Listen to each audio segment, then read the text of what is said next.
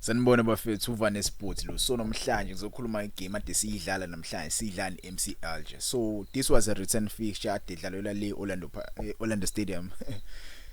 This was a return fixture. Wade ku return fixture nje abafana badlale kamnandi. I don't wanna lie abajide bangidlalele kamnandi. Congratulations to Orlando Pirates. Congratulations to Mamelodi Sundowns. Congratulations to Stellenbosch FC. They won against iZamalek. Yabo ukorileke lo mfana lo uSihle Nduli wakora igoli elihle labayisa kumzulwaniso olandelayo semifinal they will play against iSimba FC. I like kuyangijabulisa ngempela ukubona ama team ase South Africa eperformance kuleli izinga. Yabo kule season nje iSouth Africa iyaperforma ngempela. These guys are showing ama team ase North Africa ukuthi no man izinga lebhola la eSouth Africa selikhuphukile ngempela. Yebo izinga lebhola la South Africa selikhuphukile. I would like to talk about this game. Yebo game Orlando Pirates versus MC Alger. Yebo last game we won ngegoli elilodwa. Yebo we won 1-0 igoli elihle elikoro Mfoka assisted by Mfuking. Njwa siwineke le first leg. Ukuza kule game le mengamele sizowenza into eningi. Yebo ukuza kule game bengamele sizowenza into eningi yabo ukudefend nje si keep igame compact. Sibe compact sibayeke beze kuthina even though siyazi kahle ukuthi nathi sibuye sibe shake but sibayeke. Yebo defense yethu ngiyithemba kakhulu. Yebo Orlando Pirates iya kwi CAF semi-final right now. Njobe kwi CAF semi-final sidlalile kwabu North siwine ngayo i-aggregate goal le la kora last game. So let me just break down the game. Indlela si approach ngakhona games. Approach a game with the same lineup as last game because once ubheka ama center backs ade now we played with 3 center backs at the back Mbokazi, Sibisi and Uthapelo Xoko. Those guys played a game emangalisa indlela abadlala ngakhona bafina namhlanje they displayed their greatness. Yebo I spoke about them last game but namhlanje they displayed ukuthi kahle these guys uma sesiqhubeka ngalendlela ekudlala yabo mhlambe singaya somewhere inkinga bebengekho le creative yabo isisethu sanamhlanje namhlanje singekho creative. I don't wanna lie isisu sePirate namhlanje bafethu those guys weren't creative.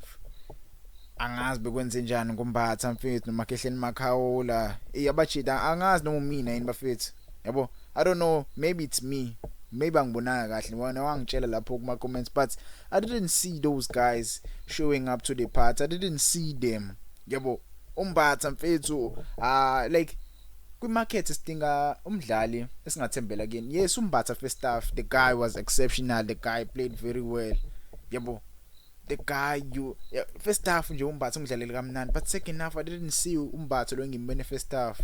Kwenze njani ngombatha mfethu sayidinga ngempela umdlalo odlala center ungekaza shawa amajaqambo like umbatha uNtswempu but umbatha unokungayifinish igame.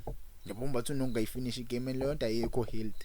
Yabo ayikho healthy for i-team njenge Orlando Pirates. Last game he did the same thing kuBulwane City akayifinishanga igame. Yabo angazi no match fitness noma usabuthi usazolimala abuye kwi long term injury futhi. Yabo siyayidinga nje i-midfielder ezodlalela kahle lapha eswini and uMakehleni Makhawula today I don't know I think kumele simbuyise manje bekwel team. Yabo kumele simbuyise bekwel team. The guy he has played many games. Resedlala ama games amaningi kanje. Yes kuyabonakala here and there ukuthi hayi umjidai. Yabo hayi but again overall the game I wouldn't say the game was boring. Many people are saying the game was boring. I wouldn't say the game was boring. The game was tactically planned. Jose Rivero we planned the game tactically. Yabo we planned the game tactically because those guys bebenokushanja ama pass obona kahle lama pass lawa azosilimasa. Yabo first half yakhona ubonile Mbokazi emuva ushaye clean defensive job lapha emuva mfethu cishe sa concede game sathana kuqala. Mbokazi ngithandile indlela yasebenza ngakhona ama shots abashayile they had 9 total shots nathi sibena 9 total shots. Sibena 2 shots on target. Yabo bona babona 1 shot on target. Bamtestanga ngaleyo ndlela uSibo Chain. Yabo Sibo Chain akabonanga into eningi.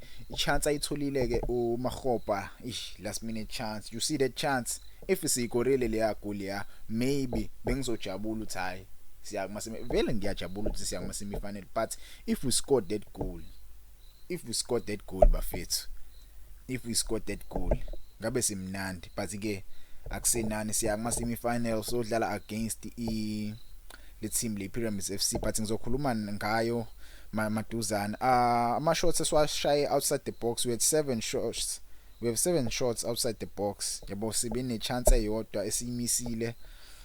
Yeah mfethu, yona le game le ibidlalwa kahle esiswini, yabo esiswini besidlala kahle ke esiswini, yabo ibhola belibangwa lapho masayidini besingekho mnandi kakhulu. I didn't see uHotho coming to the party, I didn't see uNkota coming to the party. Ibo nje umunye ngambonanga, even Van Rooyen, I didn't see Van Rooyen coming to the party. I don't want to lie about it. I'm not blaming these guys. You see, I'm not blaming the guys. Maybe it's the tactical approach issue. Coach, no man, we don't have to rush these guys. We don't have to go to these guys because Tina, we are winning. Yabo, we must let them basic team. Yabo, we must wait for them to come to us. If they come to us, we will hit them with the counter attack. We saw the counter attack. Bisha umfuking nonkota lapha umfuking hiwe washaya miss pass bethu kudlalela uHotho down the line, washaya miss pass ke yashaya umdlali weMC Alger. You saw ukuthi abajida bese attacka ngempela lapha. But ke semi-finals are set. The dates of the semi-finals, even though they haven't been confirmed, the Orlando Pirates ne Pyramids, but Sundowns izodlala ngo April 18. Yabo April 18 ungabheka lapha kwe calendar lakho ukuthi April 18 unini. I think it's next week if I'm not mistaken. Yabo, I think it's next week April 18. Next weekend April 18 ngolesihlanu. Asazi ke noma ama games othiwa udlala ngolesihlanu noma iPirates izodlala ngomgqibelo. Yabo asazi, but ke April 18 next week lapho khona iSundowns soyibona ihosta yeAl Ahly Loftus. Mase ukuthi Orlando Pirates akaka confirm, but ke ngisathana ukuthola umbiko la kuthiwa Orlando Pirates iyona ezohosta iPyramids FC kwi first leg. Yabo, we must make sure that first leg we kill iPyramids FC.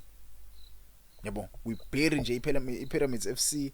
Yabo siyabashaya ngempela because iPyramids FC akusiyona i-team esingayithisancane bafethu. Yabo, it's not a team that you can take lightly. Those guys bayakwazi ukudlala. Ayikabi. Those, even though baphuma number 2 kwi group yabo. Even though baphuma number 2 kwi group yabo, but indlela abadlala khona yo labajida vethu ngeke mina. Angazi ngifela ukubasaba nje. Yabo ngifela ukubasaba indlela abadlala khona. The players they have, in 3 days time they will play against the Al Ahly. I want to watch that game. I want to see the way they play. Yabo, the way they play. Because thina kule weekend le ngesonto siyodlala against iMarumo Gallants. It's a crucial game too. So ngifuna ukubona labasha badlala kanjani. Yabo, badlala kanjani. Yabo. So nje bafethu, yeah, I'm happy the guys won. Siya ku stage esilandelayo.